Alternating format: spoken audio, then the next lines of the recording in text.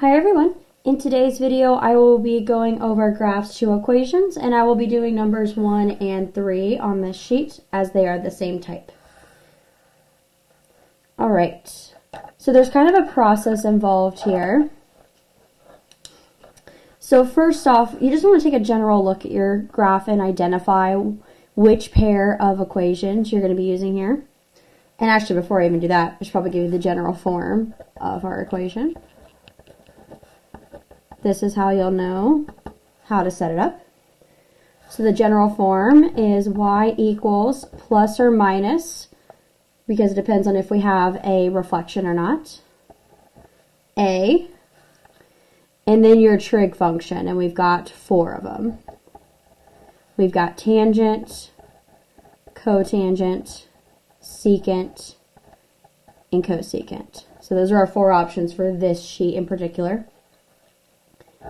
B value. B has to go outside the parentheses when you're making your own equation. It goes outside specifically. X plus or minus your phase shift plus or minus your vertical shift. This is the same form that we used last unit, except we used sine and cosine before. Okay, so let me return back to the graph. So the first thing you want to do is take a general overview and figure out which 2 functions exist in this specific type of graph. Hopefully you recognize this general shape and notice this is either a tangent or cotangent graph. And let's back up a little more. Let's get specific. This has a disco right curve to it because it goes up to the right. So this is disco right. Since it's disco right, that means it's a natural tangent function. And when I say natural tangent, I mean not reflected. Tangent has the disco right curve. Now, that means that this is a tangent and cotangent problem. We have to make one of each type of equation. The only way to get cotangent out of this graph is if it's reflected, because the shape is going the wrong way for it to be cotangent. So if we reflect it, we will end up with a disco right shape instead. So this will help me set up my equations in a moment. Now before you start jumping in and setting up an equation, let's identify some features of the graph. The most important one being the midline.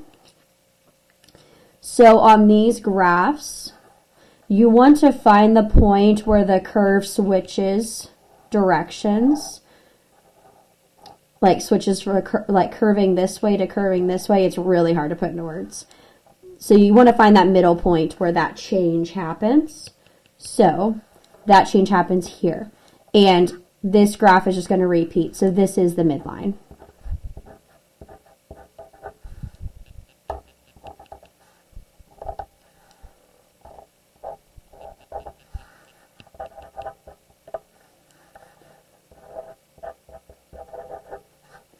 That's the midline. The midline goes through -2, so that means our vertical shift is also -2. So we've already figured that part out. All right. We can go ahead and start before I do that. This is an if it helps step. Remember, these graphs always have asymptotes in between the curves. So I'm going to go ahead and draw those in as well.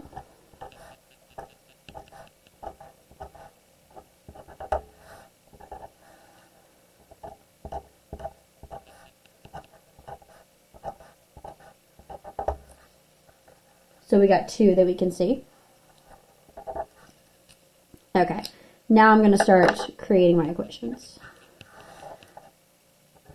So my first one, I'm going to go with the natural tangent curve.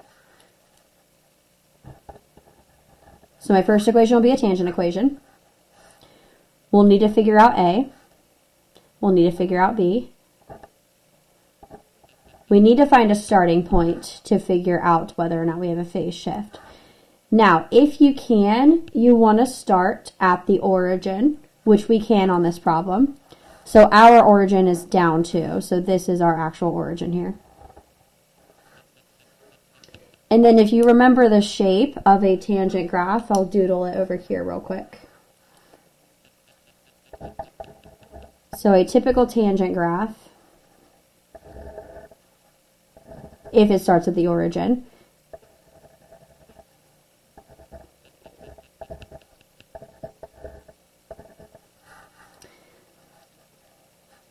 its middle point is here. It goes up by A to the right and down by A to the left to create that disco right shape.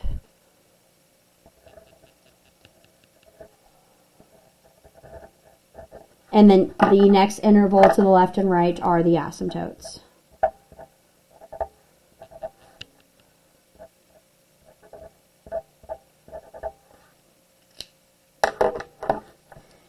And then at the origin, you do have that middle point. So we do have that going on here in our graph. So we do know this is a tangent starting point. Just for a quick refresher, I'll go ahead and sketch the cotangent sketch as well because I'll need that later. So remember, cotangent, if that's the origin, it's starting at an asymptote. And then we've got 4 intervals. So if I go to right, I'm going to have that middle point that's on the midline, just like this middle point here. And then to create disco left, it goes up by A to the left and down by A to the right.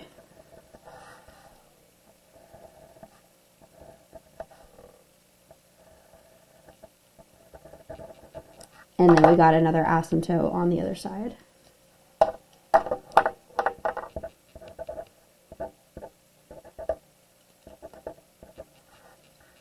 So just some quick doodles to be able to reference there. Okay, so we have the idea of what the tangent curve is supposed to look like, and this is exactly what it's supposed to look like. So if we start here, we know that we have a tangent starting point. So we're going to let this be the starting point of our first equation here. Now, since we're on the origin, and this is why we choose the origin if we can, there's no phase shift here because we're on the origin. We haven't moved to the left or right, I want to clarify. So no phase shift here, so it's just x. And then we do have a vertical shift, it's -2. We found that from the beginning. Remember, vertical shifts affect the entire graph. So if I have a vertical shift, it's going to go into every possible equation that I make from this graph. Okay. The only other 2 pieces of information we have to find are A and B. So A is our stretch. So that comes into play with those points to the left and the right of that middle point there. So the way to find it for these curves in particular, these are over one interval and then up A or down A. So I'm going to go over one interval. So that's my next value here. And then we go up to meet the graph. So there's my next point. And then if I go left and down, there's my other point. So it's the vertical change in these points, not the horizontal. So I go up. Looks like we're going only up 1 and down 1 to get those extra points. So A here is 1. And then just to clarify, this is a natural tangent. I've already said that. So yes, this is a positive one. You don't have to write the plus, but it's just to emphasize the fact that we acknowledge we don't have a reflection here. Okay, last but not least, we need to find B. Now remember, this takes a little bit of work. To find B, you have to first identify the period of the graph, and then you use the period formula to get your B value. The good thing is, it's really easy to find period on these graphs, the tangent and cotangent ones. A period goes from asymptote to asymptote. So that's the rule we're going to use here. So that's one period. Now to figure out how long this distance is, we need to figure out what these numbers are attached to these values here. So if you kind of think about this, we have negative 1.5708, and then over here I've got negative 3.14159. Hopefully you recognize this is a pi, so this is negative pi. And then this number we're trying to figure out is halfway between pi and 0. So this is negative pi over 2. So then this is positive pi over 2. Now, the basic way to figure out what this distance is, you have to take the right point and subtract the left point from it. If you go the opposite direction, it won't work. So, the distance is pi over 2 minus negative pi over 2. Obviously, this is going to become a plus. And remember, this is like 1/2. So, a half plus a half is a whole. We could write 2 pi over 2 if you want, and then you recognize that you will end up with just a solid pi. So, pi is the period. So, we now know that our period is pi. Clarify. That does not mean that's what b is. That's the period. We use the period to find b. So now we use that formula, period equals. Remember, for tangent and cotangent only, the formula changes to pi over b. So you have to remember that. We now know that the period is pi. And then if we put this over 1, hopefully it becomes obvious that b has to equal 1.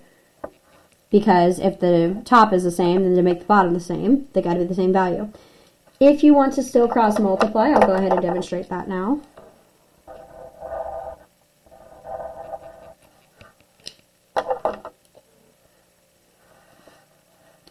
So that would be b pi equals 1 pi, or just pi. We're solving for b. Divide by pi. Pi's will cancel. b equals pi divided by pi is 1. So that's how the cross multiplication would work out if you did that way. Okay, so b is 1. Our equation is finished. Now, it felt like a lot of work, but the good news is it takes a bit of work to get to your first equation. After that, making a second, a third, fourth, however many equations, it's a lot faster because we found most of the information. So, we have a tangent equation, so our other one has to be cotangent.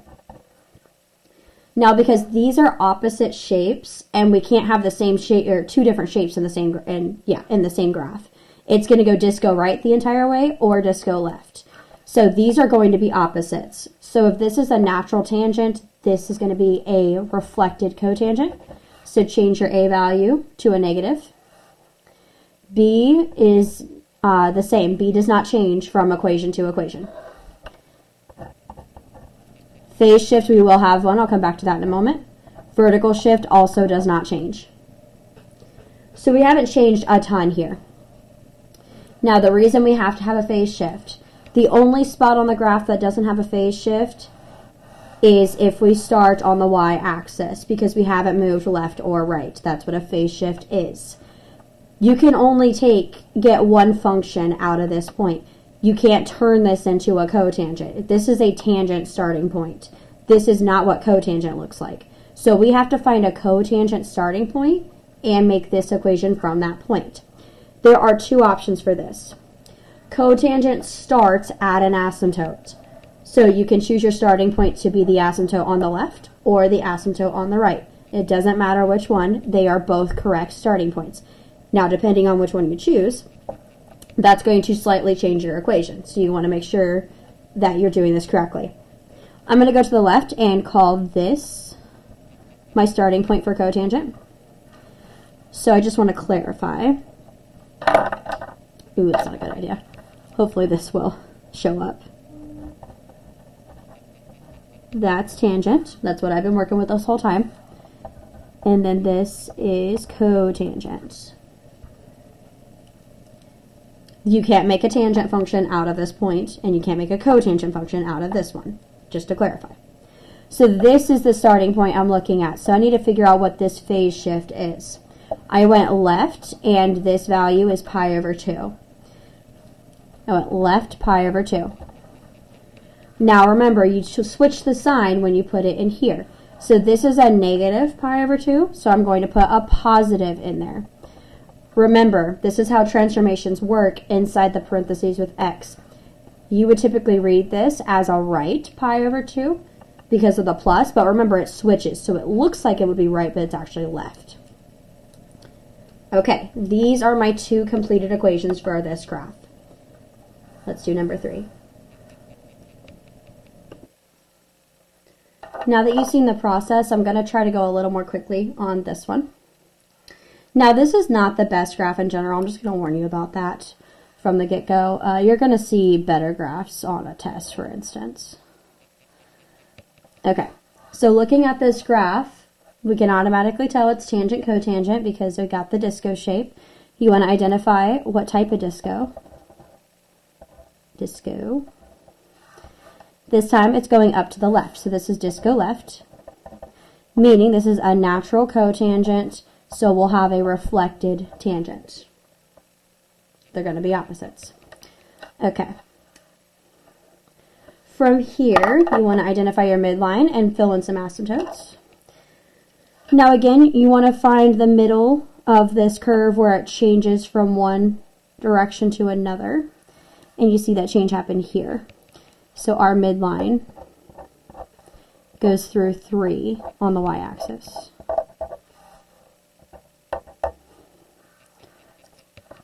Oh, I did that in blue last time. Whoops.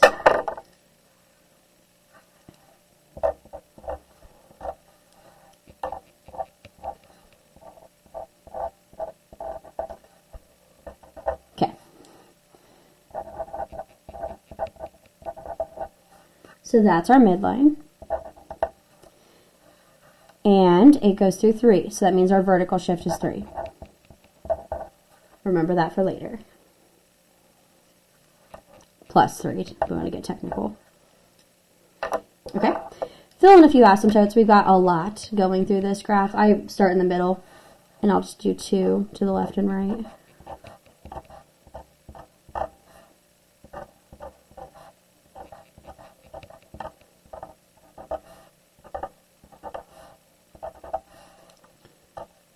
And then the origin actually has an asymptote on it.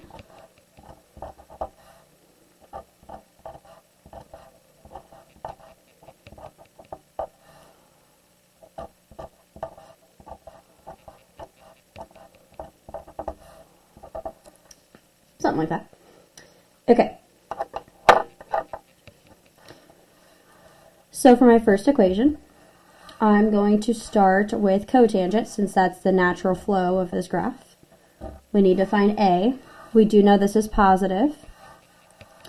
We do need to find B. We need a starting point to determine whether we have a phase shift. So if we can, we start at the origin. So I start where this crosses with my midline. And we can start at the origin on this problem because this is an asymptote. And if you remember from my doodle up here, cotangent, its starting point is an asymptote.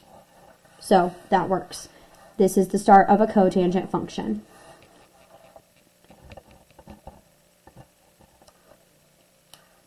So since we can start at the origin, that means I have no phase shift once again. And then my vertical shift we have found to be plus 3.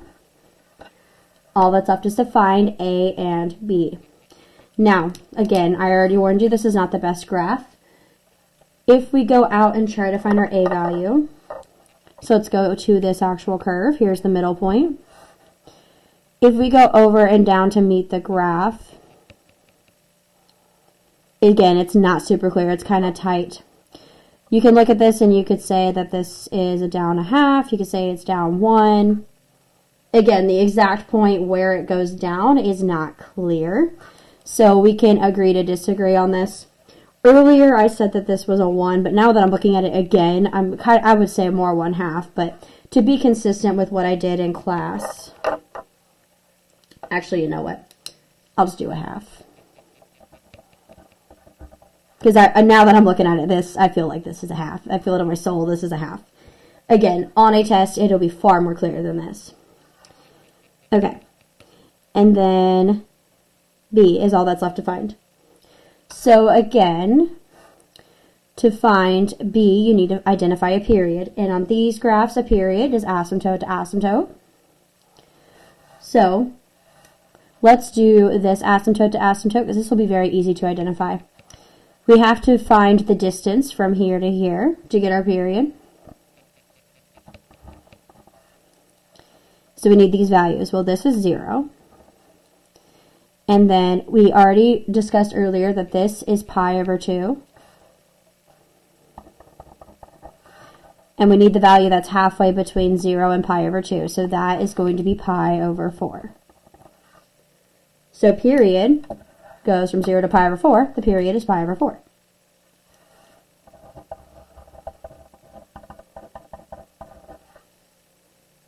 So we found that. So then we use the formula period equals pi over b to solve for b. We now know that the period is pi over 4.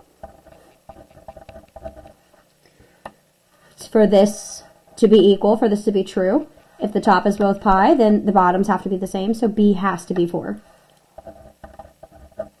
I'm not going to show the cross multiplying on here because I did it up there, but it would work out in a very similar fashion. It would be b4 equals 4 pi. The pi's would cancel, and b would be 4 if you cross multiplied. Okay, so b is 4. There's my equation. Now that I found my first equation, finding my second equation is going to be much quicker. I had cotangent, so I need tangent. Since it's a natural cotangent, it is a reflected tangent. Bring down my a value. B doesn't change. B is still 4. Now, I do have to have a phase shift because this equation did not have a phase shift. So I've used my one freebie, no phase shift. Any other point would have a phase shift. So I'm going to make room for that. And then the vertical shift, of course, is carried over as well. So all we have to do is find a tangent starting point and fill that in as our phase shift. So tangent, remember its starting point is that middle point in the curve. I've already pointed out this one here, so I'm going to use that one as my tangent starting point. This gets a little cramped here. Again, not the best graph to use. So that's tangent. So we'll say that that point is in the middle here. And so we just need to figure out what this value is. So this is 0. This is pi over 4. So halfway between 0 and pi over 4 is pi over 8. So we're going right, pi over 8. So this is a positive here in the graph. So when I put it in here, I need to change the sign. So I'm going to put a minus. Again, you read this as right pi over 8, not left pi over 8. And there's my equation. That's all. That's really all there is to it. All right, that's going to be all for this video. I'm going to make a second video over the other two graphs, number 2 and number 4. So come back for those.